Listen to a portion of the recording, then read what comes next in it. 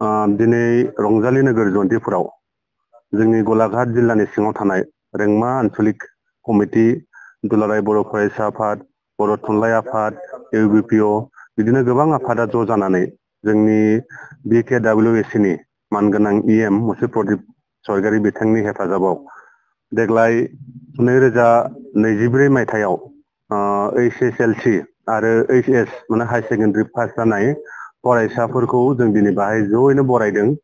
बिथांमोनखौ जों आर'नाइ गांसे, बिदिनो बिफांनि फुलि, बिदिनो खोलोम बिजाब बिदि होनानै जों बाहाय दिनै बिथांमोनखौ मान बावदों। जोंनि ओनसोलनि गोबां फरायसाफोरा दिनैनि नैबे जों जयै बरायनाय हाबाफारियाव बिथांमोना बाहागो लाफैजोबदों। जों बिथांमोनखौ बाहाय माखासे मटिभेसन माने खालामनायबो जादों। जोंनि गोबां दैदेनगिरि जोंनि ओनसोलनि, जोंनि जिल्लानि बिथांमोना बाहाय बिबुंथि लाखिदों, बिथांमोनखौ बुजायदों।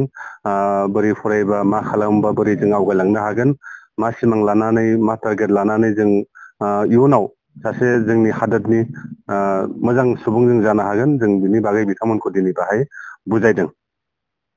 एक्सिलेन्ट एकाडेमि बागानपारायाव 10 थाखोनि मुं थिसननाया सोलिगासिनो दं। गोसो गुदुं फरायसा फरायसुलिफ्रा गुन गोनां सोलोंथाइ मोननो थाखाय एक्सिलेन्ट एकाडेमि बागानपारायाव मुं थिसननो हागोन। बाक्सा जिल्लानि बागानपारा सारियालिनि सानजा फारसे थांनाय लामानि साखाथियाव दं एक्सिलेन्ट एकाडेमि बागानपारा। बे एक्सिलेन्ट एकाडेमि बागानपारायाव नांगौ बादि गुन गोनां सोलोंथाइनि राहा दं।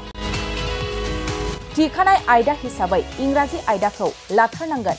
बेजों लोगोसे एसामिस, बड', हिन्दी, नेपाली, अल्टारनेटिभ इंलिश सायख'नानै लानो हागोन आरो पलिटिकल साइन्स, एडुकेशन, एडभान्स एसामिस, एडभान्स बड', लजिक एन्ड फिलसफी, इकनमिक्स, जिअग्राफी, एन्थ्रपलजी बायदि आयदाखौ सायख'नानै लानो हागोन।